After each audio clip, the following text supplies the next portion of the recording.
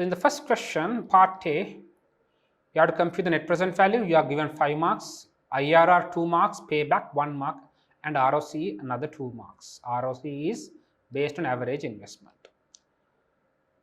So 1, 2, and 3, NPV, IRR, payback are all 3 cash-based methods. ROC is a profit-based method.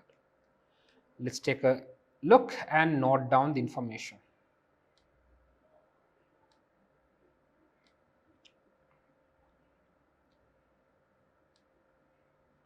Good. So section C.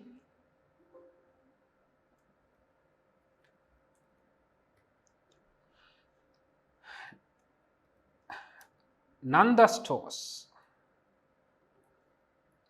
is a community-based supermarket that works with local suppliers to bring their produce to market. It is expanding its operations and is considering setting up 10 stores in the south of its country. The directors are concerned that payback on the investment will be a long period, but are confident that their expansion will be profitable and will show a positive return to shareholders. Directors normally have a target payback of 2.5 years. The normal target is, in normal investments, payback is 2.5 years, and a target return on capital employed of 25% for its investments.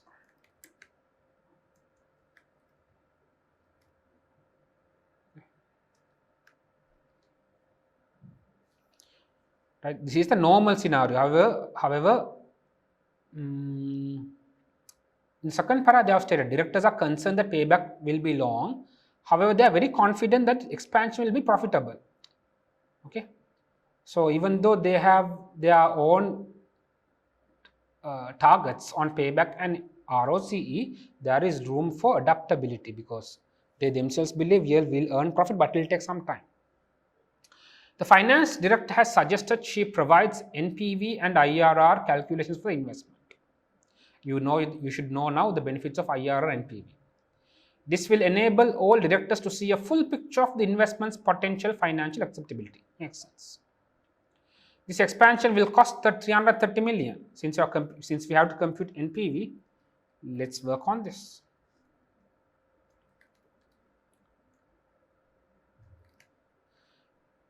Let's put the non-taxable cash flows below. Investment is 330 million. Let's work in millions. So let's work with millions. Investment is 330 million paid at the start of the first year. As reinvestment in stores will be required every 4 years, the company evaluates investments over a 4-year time horizon and assumes a nil realizable value. So we are going with a 4-year time horizon. Nil realizable value, that means scrap value is 0. Scrap value is 0. Working capital should be ignored as this is a cash-rich business with a negative cash operating cycle. Makes sense, right? We discussed cash operating cycle, working capital cycle in classes. Trade receivables period, inventory period plus trade receivables period minus payables period. Here it's about running a supermarket. Do we sell for credit? Is there debtors? No, we sell for cash. Do we produce inventory? No, we receive the inventory, store and sell. Sometimes the received goods are directly put on shelf. Some of them are stored. But when it comes to purchasing, the supermarket purchases from suppliers on credit. So the payables period will be more than the inventory period. Receivables period will be 0. That's why there is room for negative working capital cycle, negative cash operating cycle. They have ignored working capital as well because of that. Nanda Stores has prepared the following forecast of contribution and incremental fixed costs at current prices. These are at current prices, year 0 prices.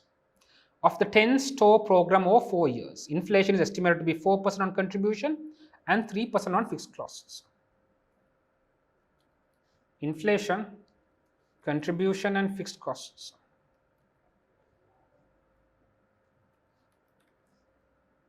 4% on contribution, 3% on fixed costs. Right. Contribution and fixed costs, or both of these are taxable items. So let's put that right at the top. Contribution. Remember, all of these figures are given at current prices. It's not inflated at all. So year one, it's 80 without inflation. With inflation, 80 into 1 plus, what's the inflation rate? 4% to the power n1. Let me copy the formula and now let me replace the figures.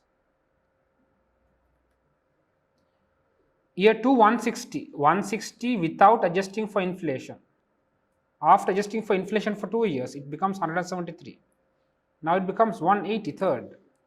Fourth, it's 200.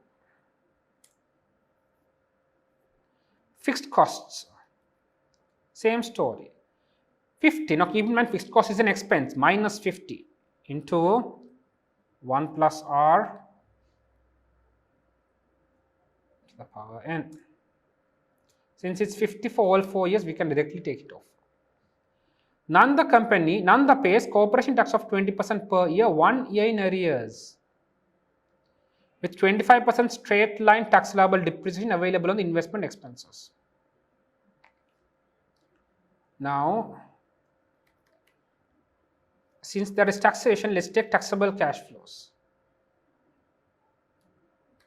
Taxable cash flows, we only have contribution and fixed costs. And then there is taxation. How much is the taxation?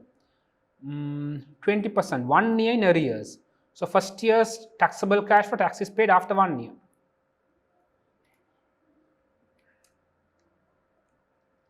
Second year, third year, fourth year. Because of taxation being paid 1 year later, there is a year 5 as well. Fourth year, there's a profit of 177.7, tax is paid in fifth year.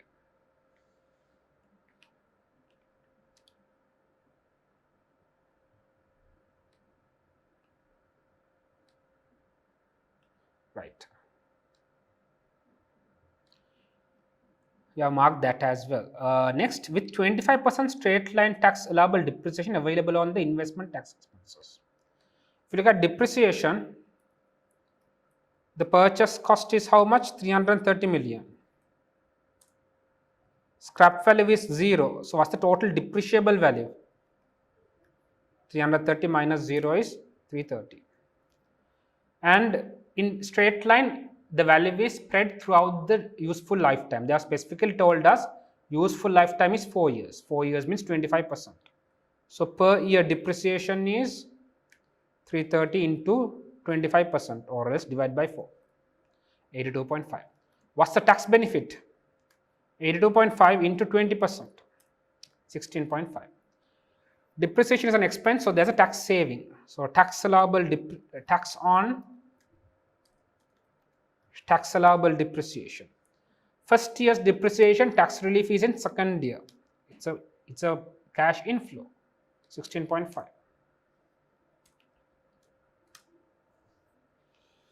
And that's it, right? We have adjusted for everything. Yes, we adjusted for everything. Now let's get our NPV. Now let's cut our net cash flows.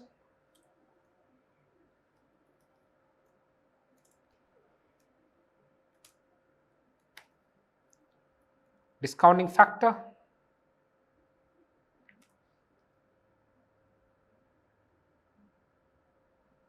None the company uses 10% as the nominal after-tax discount rate to appraise investment. Discounting factor at 10%. You can again refer to your formula sheet. 1.909, 0.826, 0.751, 0.683, 0.621.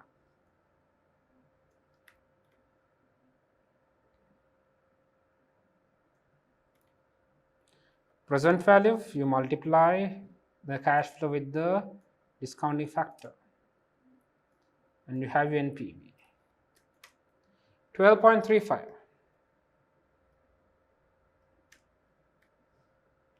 You have your NPV which is 12.35. That's your first requirement. You get 5 marks for that. However, it took time to compute NPV, but once you do NPV, the rest is easy. IRR, second. Now, you know to do IRR, you need to have 2 NPVs. So, let me do this.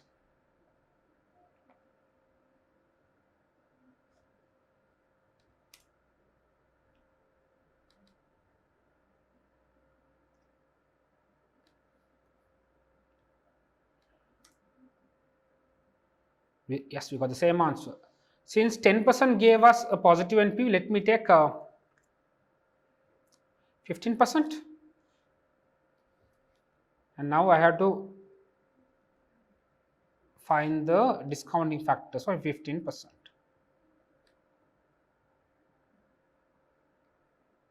Right. 1, I got 0.87, 0.756, 0.658, 0.572, and 0.497. Yes. Right, we got a negative NPV. Now to do IRR, you need to remember the formula, students. Lower rate plus NPV lower rate divided by NPV lower rate minus NPV higher rate into higher rate minus lower rate. IRR equals what? Now let's define these figures. Lower rate, NPV lower rate, higher rate, NPV higher rate. Now we discussed discounting factor of 10% and 15%. 10% is the lower percentage, lower rate. 15% is the higher percentage. Higher percentage NPV is given 26.97. Lower rate 12.35. Now let's work on this. NPV equals lower rate plus open brackets, NPV of lower rate divided by open brackets, NPV of lower rate minus NPV of higher rate into higher rate minus lower rate. 11.57%, which is your IRR.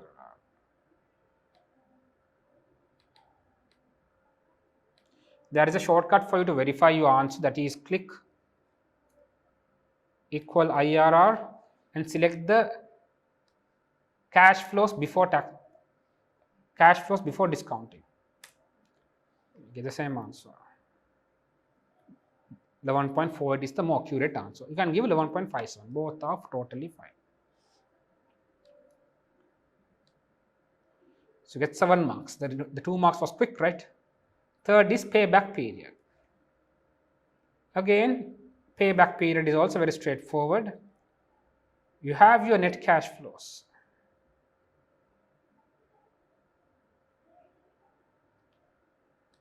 Let me copy the year and the net cash flow. Yes. And I'm going for a value paste. I'm pasting the values, not the formula. Okay, format also, yes, better. Now, if I want to find the payback period, I will get the cumulative net cash flow. Year 0, we spent 330 million. From this, we recovered 31 million in year 1, 298 more to recover. In year 2, we received 130 million, 168 to recover. Year 3, year 4. Now, year 4, we received excess. Year 4, we received excess. So, if you want to find your payback period in years, so it's obviously after 3rd year, but before the end of 4th year. After 3rd year, we had to recover to 27.79. 27.79 we had to recover. In 4th year, how much did we receive? 164.63. So your payback is 3 years and 0.17 years. Okay, 3.17 years. Or else you can do it very straightforward if you are comfortable. That is, you can type 3, since it's minus 27.9, I'm putting a minus in up front. 27.9 was to receive, you receive 164.63, 3.17 years.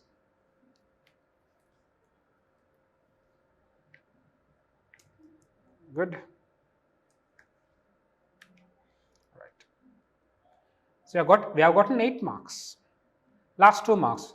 ROCE, accounting rate of return based on average investment.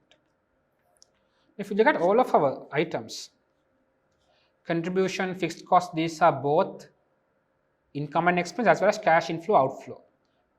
Taxes also comes under expense, it's also cash in outflow. Tax on taxable depreciation. Investment is a capital expense, it does not come to P&L. We have to exclude this. Tax on taxable depreciation. When it comes to income and expense, there's a problem there. So what we can do is we can do something like this. We will have to reverse engineer this. Let's start with taxable cash flows.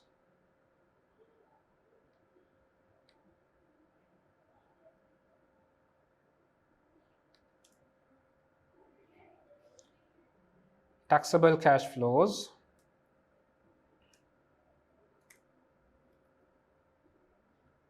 Yes, we have taxable cash flows. Right. So what next is, before going for taxation in a normal P&L, there is tax allowable depreciation. How much is the tax allowable depreciation? We computed it as 82.5 per year.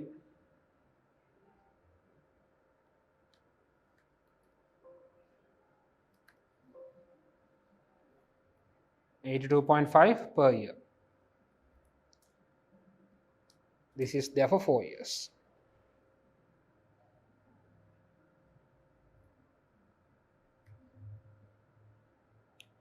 And now there are no any other items here.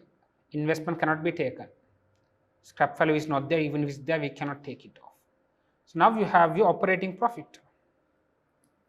For operating cash flow, we converted everything to operating profit.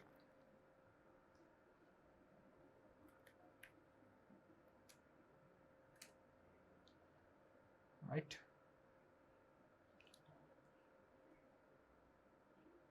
Now, if you look at ROCE, what's the formula? Average annual profit before interest and tax divided by capital employed. Here we are taking average capital invested. Now you have your total PBIT. What's your average annual profit before interest and tax? You add the 4 years profit before interest and tax, divide by 4. 36.81. 50 is not needed. 36.81. What is your average capital investment? That is your initial capital, which is 330, which is 330 million, plus scrap value, which is 0, divided by 2. So you can ignore 0, 165. So what's your ROC? Average annual PBIT divided by average capital investment. It's 22%. Specifically 22.31%.